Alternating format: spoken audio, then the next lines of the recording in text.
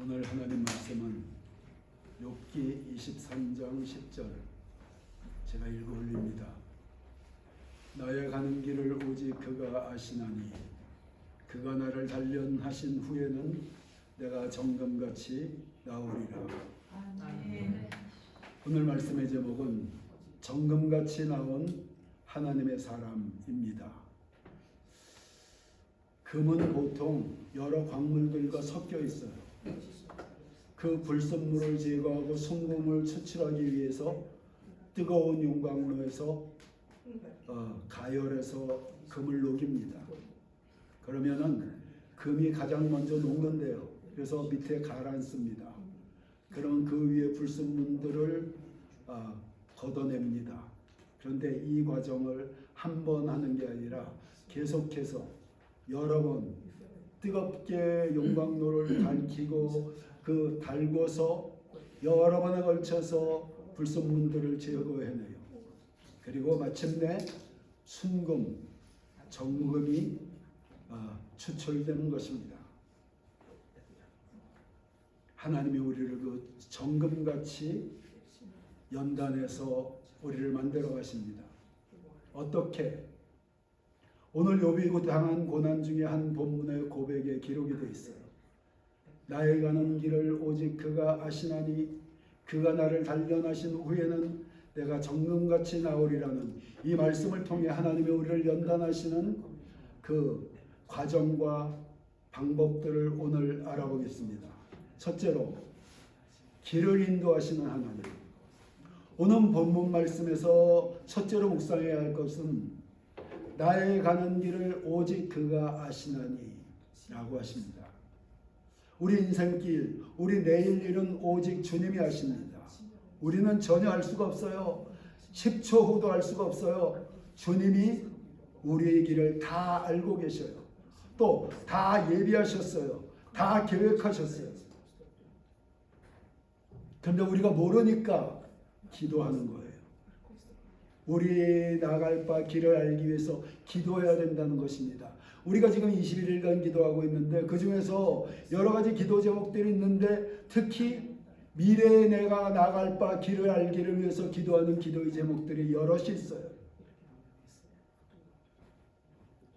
우리는 주님이 계획해 놓으신 어떤 길, 주님이 계획해 놓으신 복된 길을 알기 위해서 기도해야 된다는 것입니다. 기도하지 않고 실패한 여호수아의 기록이 있어요. 여호수아가 여리고성을 함락해서 침략해서 함락시킵니다.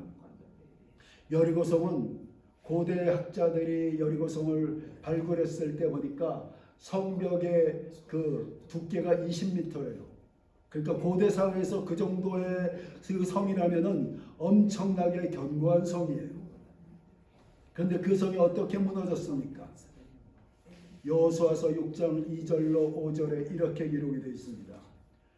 여호와께서 여호수아에게 이르시되 보라 내가 여리고와 그 왕과 용사들을 내 손에 넘겨주었으니 너의 모든 군사는 그 성을 둘러 성 주위를 매일 한 번씩 돌되 엿새 동안을 그리하라. 제사장 7은 7 양각 나팔을 잡고 언약궤 앞에서 나아갈 것이요 7째 날에는 그 성읍을 7번 돌며 그 제사장들은 나팔을 불 것이며 제사장들이 양각 나팔을 길게 불어 그 나팔 소리가 너에게 들릴 때에는 백성은 다 큰 소리로 외쳐 부를 것이라. 그리하면 그 성벽이 무너져 내리리니 백성은 각기 앞으로 올라갈지니라 하시매. 여기 뭐라고 기록이 되어 있습니까? 기도를 했더니 하나님이 그 여리고성을 찬과 활과 창이나 말로써 병거로써 무너뜨린 게 아니라 그냥 돌았어요. 그냥 돌라 그래서 하나님이 돌라 그래서 돌았어요. 돌고 마지막 날 6바퀴 반을 돌고 나서 함성을 지르니까 여리고성이 무너졌어요. 그것도 바깥에 있는데 바깥으로 무너졌으면 이스라엘 백성들이 다치지 않습니까? 안으로 무너졌어요. 하나님의 인도하심, 기도하고 하나님이 하라고 하신 대로 했더니 여리고성이 무너지고 여리고성을 정복한 거예요. 그 다음에 만난 성이 아이성입니다. 아이성은 너무나 조그마한 성이니까 가서 보니까 너무 조그마한 성이라서 이 사람들이 의논을 했어요. 자, 여호수아님, 장군님, 저 성 보니까 너무나 허름하고 조그마한 성인데 우리가 그냥 한 2-3천 명만 보내도 되겠습니다. 그때 이스라엘 백성이 60만 대군이었습니다. 그래서 올라가서 공격했어요. 결과가 어땠습니까? 그 전쟁에서 지고 수백 명이 전사하고, 그러니까 이스라엘 백성들의 마음이 녹아진 거예요. 두려움에 녹아졌어. 왜냐? 하나님이 정복하고 주시리라고 약속한 땅에 들어갔는데 그 작은 성에서 전쟁을 했는데 사실 실제적인 전쟁은 첫 번째 전쟁이었어요. 그 전에는 돌았지 않습니까? 칼과 창으로 한 전쟁, 첫 번째 전쟁인데 그 조그만 성을 정복하지 못하고 실패하고 수많은 백성들이 죽어나갔어요. 마음이 녹아지고 무너지고 두려움에 떨게 됐어요. 왜 실패했습니까? 여호수아가 눈물을 흘리면서 기도하니까 하나님이, 자, 아간이라는 자가 그 성에서 모든 전리품들은 다 불태우라고 했어요. 그리고 은과 금, 중요한 것들은 하나님의 성전에 드리라. 근데 아간이라는 자가 그 당시 외투는 굉장히 고가품이었어요. 그러니까 여리고 성에 어떤 고관의 외투를 훔친 모양이야. 외투와 여러 가지 물건들을 훔쳤어요. 그래서 그 죄 때문에 아이성 공격에 실패했어요. 그런데 여러분, 하나님이 그 성을 돌라고, 여리고 성을 돌라고 하신 하나님이 만일에 아이성을 놓고도 여호수아가 하나님 이 성을 어떻게 공략할까요? 하고 기도했으면은 너희 진 중에서 범죄한 자가 있느니라 그 죄를 제거해야만이 성공할 수 있다. 이거 말씀 안 하셨겠어요? 말씀하셨겠죠? 그리고 방법을 가르쳐 주셨겠죠? 기도하지 않으니까 그 죄도 몰랐고 기도하지 않으니까 그런 결과가 나왔던 거예요. 여러분, 하나님은 여러분을 위해서 가장 복된 길을 알고 계셔요. 그것을 찾는 것은 우리의 책임입니다. 기도하시면서 주님의 뜻을 묻고 나갈 바 길을 알아서 그 길을 찾아 나가는 것이 우리가 해야 될 일입니다. 여러분들이 최소한 한국에서 여기까지 온 거 그냥 온 거 아니에요. 물론 기도를 열심히 안 했다라고 하는 사람도 있을 수 있지만 최소한 마음이 적어도 다른 나라로 가서 공부를 하려 하면은 그 마음 중심에서 그 갈급함이 있었고 예배 중에서 주님의 음성을 듣고자 하는 중심이 있었고 또 나름대로 기도했었고 그래서 하나님이 인도하셔서 이 자리까지 오게 된 거예요. 그렇듯이 여러분들이 크고 작은 일에 기도해서 주님의 뜻을 분별하고 그리고 나갈 바 길을 알고 그 길도로 나가는 것이 여러분 삶의 승리와 축복과 그리고 성공의 길이라는 사실을 기억하는 우리 모두가 되시기를 축원합니다. 둘째로 연단하시는 하나님. 하나님이 여러분들을 훈련시키셔요. 여러분, 우리가 예수를 믿으면은 하나님이 여러분들을 축복하십니다. 그런데 그냥 여러분들이 원하는 거 언제나 너무나 손쉽게 주고 모든 길이 형통하면은 그 사람은 믿음의 용사가 될 수도 없고 믿음이 성장할 수도 없어요. 여의도 선포원교회에 이런 얘기가 있었습니다. 여의도 선포원교회에서는 일정 기간 목사들이 사역을 하다 보면은 그 대부분 해외로 선교사로 파송을 해요. 지명을 해서 선교사로 파송해 버려요. 그러면은 그 지역에 가서 살아남아야 돼. 여의도 선포원교회는 지원이 별로 없어요. 지원이 없고 스스로 가서 살아남아야 돼. 그 조영기 목사님이 그렇게 교회를 개척했기 때문에 그 한국의 대부분의 교회는 선교사로 파송하면은 생활비 지원합니다. 여의도 순복음교회는 빈손으로 나가야 돼. 알아서 살아남아야 돼. 그러니까 어떤 현상이 벌어지느냐. 용기 있는 사람은, 사명 있는 사람은 나가려 하는데 안 그런 사람들은 피하려고, 그 뽑히는 걸 피하려고 로비하고. 그래서 이런 얘기를 했어요. 중국에서 선교할 때 어느 선교사님과 함께 어항이 있는데 고기들이 있어요. 그 고기 중에서 이렇게 살찐 놈을 잡으려니까 막 고기들이 도망다니는 거야. 거기에 안 걸리려고. 그게 목사입니까?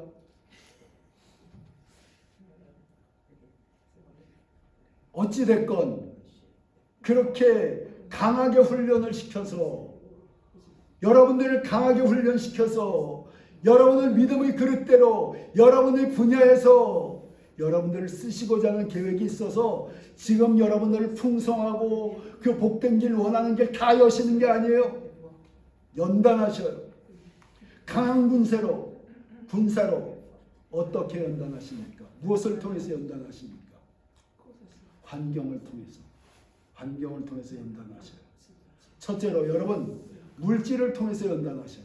여러분, 인간에게 가장 큰 영향을 끼치는 게 무엇인지 아십니까? 물질이에요. 돈 문제야. 내가 가끔 얘기하지만 우리가 20여 년간 왜 교육받아요? 먹고 살려고. 현실에 나가봐요. 얼마나 치열합니까? 여러분들 학생이라서 잘 모를 수 있어. 부모 도움 받으니까 모를 수 있어. 여러분 현실에 나가봐요. 그 속된 표현으로 피 터지게 살아가고 있어요. 사람들. 옛날에 제가 그 신학교 다닐 때 어떤 그 신학생인데 저보다 젊은 신학생이었어요. 그 친구가 같이 버스를 타고 왔는데 이런 얘기를 해요. 선교사님, 선교사님 신학 주의종의 길을 간다는 게 너무 힘들어요. 신학 공부하고 기도하는 게 너무 힘들어요. 그래서 내가 그랬어요.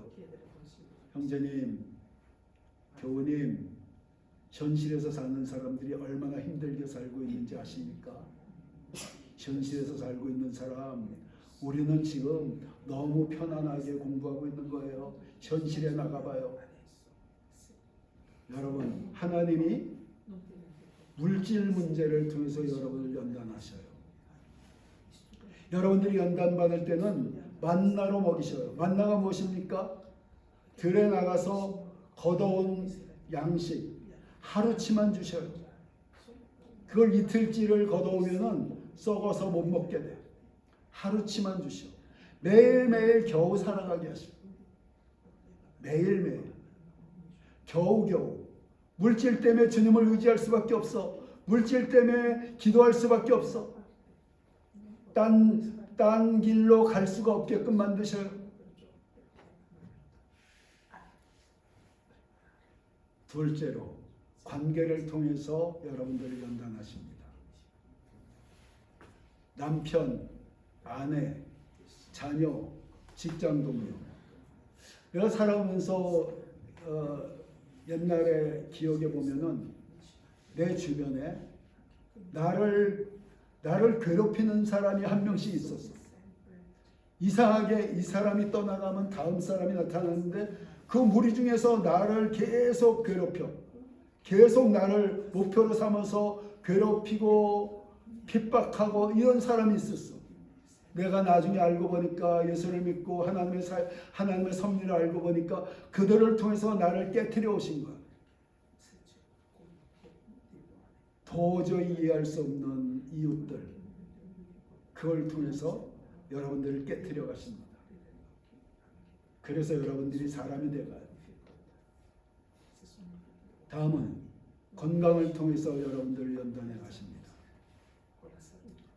여러분, 제가 얼마 전에 스텔라 여사가 돌아가셨지 않습니까? 그런데 제가 그분을 몇 년 여기 와서 본 지가 한 3, 4년 된 것 같아요.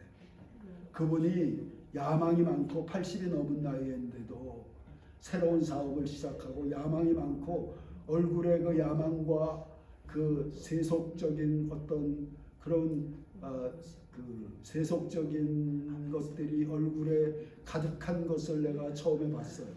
그런데 그분이 돌아가시기 얼마 전에 제가 마지막으로 그 뭐라 그러죠? 이렇게 뭐라 그러죠? 가서 양로원 양로원 말고 요양원 요양원에 가서 마지막으로 봤어요. 그런데 얼굴이 변화됐어. 얼굴에서 세속이 벗겨졌어. 얼굴이 환해지고 하루하루의 삶에 대해서 너무나 감사하면서 야, 사람이 이렇게 변하는구나. 암이 왔고 그 암이 치료될 수 없는 암이었었고 그 암을 통해서 계속 투병해 나가면서 세상이 완전히 여러분 죽음을 눈앞에 두는데 세상이 무엇입니까? 사업이 뭐예요? 그런 모든 것들이 그 마음속에서 떠나가는 거야. 오직 하늘나라의 소망, 오직 은혜, 이 얼굴로 변화된 거예요. 내가 그래서 어떤 생각을 했느냐, 그분하고 평소에 좀 사이가 안 좋았던 여기 그 오래된 남자 어떤 분이 계셔요. 그분을 좀 데려가고 싶었어. 가서 보여주고 싶었어. 이런 걸 보면은 마음이 서로 풀려지지 않을까. 그렇게 건강이, 그렇게 사람의 몸에 그 질병이 주님 앞에 우리를 가까이 나가게 하는 그런 장치가 되는 것입니다. 마지막으로 여러분, 이게 우리를 가장 깨트리는 요인이에요. 여러분의 꿈이, 여러분이 가진 사명, 여러분이 가진 꿈이 여러분들 연단해 가신다는 사실을 아시기 바랍니다. 내가 꿈을 향해 가는데 왜 연단이야? 여러분, 꿈을 향해 가기 위해서, 그 꿈을 이루기 위해서 기도하고 그 꿈의 길이 열려지기 위해서 주님 앞에 설 수밖에 없고, 그리고 하나님은 또 그 꿈을 이뤄서 그 꿈의 기량과 인격이 그 꿈을 감당할 수 있는 사람을 만들기 위해서 여러분들을 연단하셔요. 보세요. 요셉에게 꿈을 주셨어요.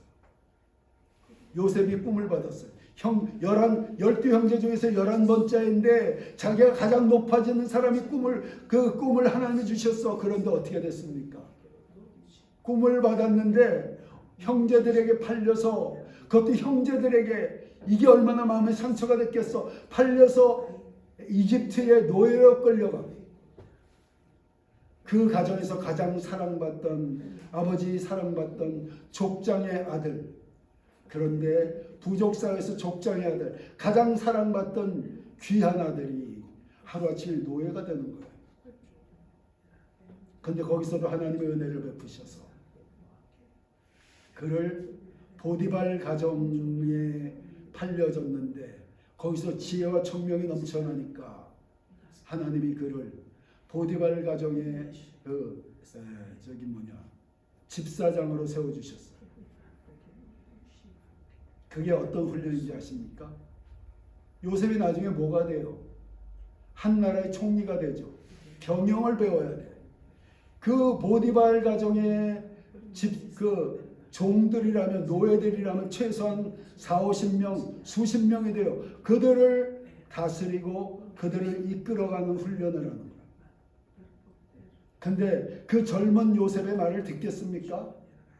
거기 오래된 집사들도 있을 것이고 오래된 종들이 있어요. 그 젊은 집사장 요셉의 말을 듣지 않아요. 그러니까 그걸 참아내고 인내하고 사랑으로 다스리고 때로는 분을 내고 이러면서 인격이 깎여져 나가는 거예요. 훈련이 되어져 가는 거예요. 그리고 공동체 경영을 배우는 거예요. 또 그렇게 해서 안정된 삶을 살아가고 있는데 어느 날 그 보디발의 아내가 유혹을 해서 유혹을 뿌리쳤더니 그 누명을 씌워서 지하 감옥에 갇혔어요. 거기는 왕궁에 있는 정치범들만 수용되는 곳인데 일반인들은 거기 한번 들어가면 나올 수가 없는데요. 들어가면 죽어야지 나오는데요. 근데 거기서도 지혜가 총명하고 하나님의 역사가 있으니까 간수장이 그한테 모든 걸 맡겼어요. 자, 거기서 뭘 배웠습니까? 나중에 이 사람이 애굽의 총리가 돼야 되는데 다른 부족에서 살던 이방인에다가 이쪽으로 와서는 노예였었기 때문에 왕궁 문화를 전혀 몰라요. 그런데 총명한 사람이기 때문에 거기 갇힌 그 정치범들이 하는 얘기들, 그 얘기를 들으면서 요셉은 총명한 사람이니까 왕궁의 문화는 이렇구나. 왕궁의 이 사람들이 겪는 이 여러 가지 암투들, 왕궁에서 진행되는 그 모든 일들에 대해서 요셉이 배우는 거예요. 그러고 나서 술 맡은 관원장, 술 맡은 장관, 떡 맡은 음식 맡은 장관, 요직입니다. 가장 요직이에요. 예전에는. 옛날에는 왜냐하면 독살당하는 일이 많았기 때문에 가장 신뢰하는 사람을 술과 음식을 맡은 사람으로 세워요. 그런데 그 사람들의 꿈을 해석해줘서 그 사람들이 한 사람은 사형을 당하고 한 사람은 복직이 되는데 나가면서 내가 나가는 당신을 나올 수 있도록 힘을 쓰겠습니다 하고 나갔어요. 얼마나 기대를 했겠습니까? 그 요직에 있는 장관이 자기를 내보내준대. 곧 나갈 줄 알았겠지. 늦어도 한 달 안으로 나갈 줄 알았겠지. 근데 한 달, 두 달, 세 달 소식이 없어요. 여러분, 우리가 제일 어려운 게 뭔지 아십니까? 기다림이에요. 뭔가 시험을 쳐놓고 결과를 기다리는 것. 뭔가 어떤 일을 해놓고 결과를 어떤 것에 대한 결과를 기다림이 가장 힘들어. 내 삶에서 내 기억으로는. 그리고 여러분들도 기다림이라는 게 가장 힘들어요. 그런데 수개월 동안 기다림. 그것도 그 감옥에서 벗어나기를 기다리는 거예요. 피가 마르는 거예요. 그런데 소식이 없어요. 2년간 소식이 없어요. 적어도 6개월, 7, 8개월 지나고 나서는 포기했겠죠. 그게 얼마나 절망이었겠습니까? 그리고 나서 하나님의 계획 속에서 하루아침에 총리가 되어지는 역사가 있겠죠. 그 총리가 돼서 사명을 감당하게 하게끔 하나님이 요셉을 그렇게 연단하신 것입니다. 기량의 연단, 인격의 연단. 시편 105편 17장 17절로 19절에 이렇게 말씀하십니다. 그가 한 사람을 앞서 보내셨으며 요셉이 종으로 팔렸도다. 그의 발은 착고를 차고 그의 몸은 쇠사슬에 매었으니 곧 여호와의 말씀이 응할 때까지라. 그의 말씀이 그를 단련하였도다. 그의 말씀이, 그의 꿈이, 말씀으로 주신 꿈이, 여러분의 꿈이 여러분을 단련하고 있다는 사실을 기억하시기 바랍니다. 다윗의 경우를 봅니다. 다윗이 16세쯤 됐을 때 사무엘에게 왕으로 기름 부음을 받았어요. 내가 장차 왕이 될 것이다. 그런데 왕이 됐으면은 왕궁에 들어가서 그 사울 왕의 총애를 받으면서 왕의 훈련을 받아야 되지 않습니까? 그런데 어떻게 됩니까? 쫓겨가요. 사울 왕에게 쫓겨다녀요. 매일 생명의 위협을 받아요. 3,000명의 특공대들이 매일 그 좁은 유대 땅에서 잡아 죽이려고 쫓아다녀. 이게 무슨 일입니까? 왕이 된다는 사명을 받았는데, 꿈을 받았는데 오히려 엄청난 스트레스와 눌림과 공포와 불안 속에서 쫓겨다니는 거예요. 그런데 기가 막히게 쫓겨다니는 사람한테 400명의 사람들이 몰려들었어. 그 사울왕의 치하에서 억울한 일을 당하는 자, 범죄자들, 이런 그 상처받은 사람들이 몰려들었어. 여러분, 더구나 그 다윗에게 몰려왔기 때문에 다윗과 함께 쫓겨다녀요. 생각해 보세요. 쫓겨다니느라 스트레스를 받는데 모인 사람들, 다윗의 곁에 모인 사람들은 정상적인 사람들이 아니에요. 상처받은 사람들, 범죄자들, 문제 있는 자들, 이 사람들이 얼마나 다윗을 괴롭혔겠어. 그들을 다스리는데 얼마나 인격적인 수양이 됐겠어. 또 다스림의 그 스킬을 배웠겠어. 왕의 훈련을 시키는 거예요. 여러분들을 왕으로 훈련시키셔요. 여러분들의 꿈이 여러분들을 훈련시키셔요. 준비시키셔요. 감당할 수 있는 그릇으로 그릇을 만드셔요. 하나님이 때가 되면 여러분들의 그릇대로 각자의 분야에서 높여주실 것입니다.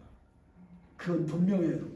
여러분들이 신앙에서 떠나지 않는 한 각자의 분야에서 하나님이 여러분들이 기도하는 만큼, 여러분들의 믿음의 그릇만큼, 여러분의 꿈의 만큼 높여주실 것입니다. 그런데 그 전에 연단이 있다는 사실을 기억하셔야 돼요. 연단이 없으면은 그런 것들을 주셨을 때 여러분들 감당이 안 돼요. 그래서 사업가들도 그렇고 뭐 예술가들도 그렇고 어떤 분야이건 바닥부터 하나하나 겪어서 체험하고 올라간 사람이 나중에 진정한 그 분야의 대가가 돼요. 배우지 않고 올라가면은 그 밑에 과정들을 모르기 때문에 그 과정들에 대해서 그러니까 스스로 어떻게 조정이 안 돼요. 에젤 자매가 얘기했잖아. 내가 이런 걸 많이 경험해서 나중에 가르치는 아이들에게 이런 걸 좀 가르쳐 주고 싶어요. 그런 거예요. 그렇게 하나님은 우리 삶의 여러 장치를 통해서 우리를 연단해 가십니다. 셋째, 점검으로 만드신 하나님. 점검으로 여러분들을 만드신 하나님. 여러분, 그 독수리가 새끼들을 훈련시키는 방법이 있어요. 독수리는 절벽 끝 높은 곳에다가 둥지를 만듭니다. 둥지를 만드는데 둥지 그 틀을 두꺼운 가시나무로 틀을 짜요. 가시나무로. 그러고 나서 그 위에다가 먹이로 잡은 새들 있지 않습니까? 새들의 가슴털. 이게 가장 폭신폭신해. 그걸로 쌓아갖고 가시가 찌르지 못하게끔 만들어요. 거기다가 이제 알을 부화해서 새끼들이 납니다. 그럼 새끼들이 아주 포근한 그 둥지 속에서 너무나 엄마 아빠가 가져오는 모이를 먹고 잘 살아요. 그러다가 때가 돼서 얘네들이 자라서 이제 나르는 걸 배워야 될 때 독수리 부모들이 그 털을 흩습니다. 털을 흩으면은 이제 가시들이 돋아나는 거야. 가시들이 돋아나면은 새끼 독수리들이 가시가 자꾸 찌르니까 자꾸 그 둥지 바깥으로 피하다가 떨어지면 적어도 100m야. 떨어지면서 막 날개짓을 하는 거야. 죽지 않으려고. 그럼 독수리 엄마 아빠가 보고 있다가 땅에 떨어지기 직전에 와서 탁 채갖고 등에다 채워서 다시 올려놓습니다. 둥지에. 이걸 반복해요. 그러면 독수리 새끼는 떨어질 때 가시가 찌르니까 떨어질 때 죽는 줄 알아요. 살기 위해서 막 날개를 쳐요. 그러면서 나르는 법을 배워요. 그렇게 독수리가 되어져 가요. 독수리가 되면은 일반 새들하고 다릅니다. 여러분, 새들 날 때 보셨죠? 날개를 막 파닥여야 날아. 독수리는 어떻게 나릅니까? 독수리는 날개를 파닥이지 않아요. 독수리는 가만히 기류를 따라 흘러요. 독수리가 하늘에서 이러는 거 보셨어요? 처음에 날아오를 때만 잠시 날개를 펄럭이되 일정 자리에 올라가면은 그냥 가만히 기류를 타고 다녀. 유유히. 그것도 가장 높은 곳에서 가장 멀리 보면서 그런 사람으로 여러분들을 만들어 가셔요. 그런 사람으로 만들고 있어요. 그런 사람이 될 것입니다. 가문비 나무 예비 이야기하십니까? 가문비 나무. 이 낮은 산에서 강한 비바람을 맞지 않고 평탄하게 자란 나무는 이 세포벽이 단단하지 않아서 악기를 만들면은 깊은 소리나 좋은 소리가 나질 않는데요. 근데 그 숭어 관계선이라는 게 있답니다. 여러분 뭐 에르베트산이라나 그런데 나무 없지 않습니까? 그러니까 나무가 자랄 수 있는 한계점의 높이가 있대요. 근데 가문비 나무는 거기서 자란대. 거기는 바람이 심하게 불고 눈보라가 치기 때문에 나무들이 높이 자랄 수가 없대요. 그리고 강하게 웅크려서 비틀린 채로 자라는 그 험악한 곳,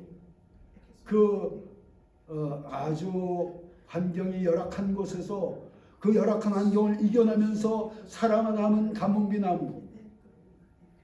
그 가문비 나무로 바이올린을 만들면은 울림이 깊은 아름다운 소리가 난답니다. 명품 바이올린의 재료가 된대요. 그와 같이 하나님이 여러분들을 연단해서 명품이 되게 하십니다. 명품이 되게 하고 계셔요. 그리고 명품이 이미 되어가고 있어요. 여러분들 각 분야에서 하나님이 명품으로 만드실 것입니다. 교수로서, 과학자로서, 성악가로서, 찬양사역자로서, 아티스트로서, 디자이너로서 모두 명품으로 훈련시키고 계셔요. 적어도 이 자리에 있는 분들, 이 말씀을 듣는 여러분들은 하나님이 명품으로 훈련시켜가고 계셔요. 그럴 때 여러분들에게 하나님이 주신 그 열악한 높은 곳에 나무, 심겨진 나무 같은 그 비바람, 눈보라가 치는 그 환경에 대해서 감사하시기 바랍니다. 거기서 가장 아름다운 명품 수십억 되는 바이올린의 재료가 되는 여러분들이 되는 거예요. 가장 높이 나르고 가장 멀리 보는 유유히 하늘을 나는 그런 독수리 같은 사람들이 되어지는 거예요. 그러니까 그 둥지에서 떨어지는 환경에 대해서 불평하지 말라는 거예요. 계획적으로 떨어뜨린다는 거예요. 독수리 어미가 그렇듯이 하나님이 여러분들을 계획적으로 불과 물을 통과하게 하신다는 것입니다. 계획 속에서. 그래야 명품이 되니까 감사하시기 바랍니다.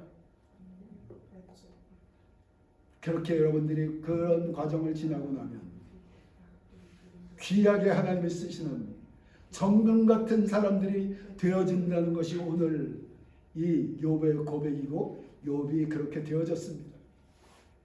그런 은혜가 우리 모두에게 넘치시기를 예수님의 이름으로 축원합니다.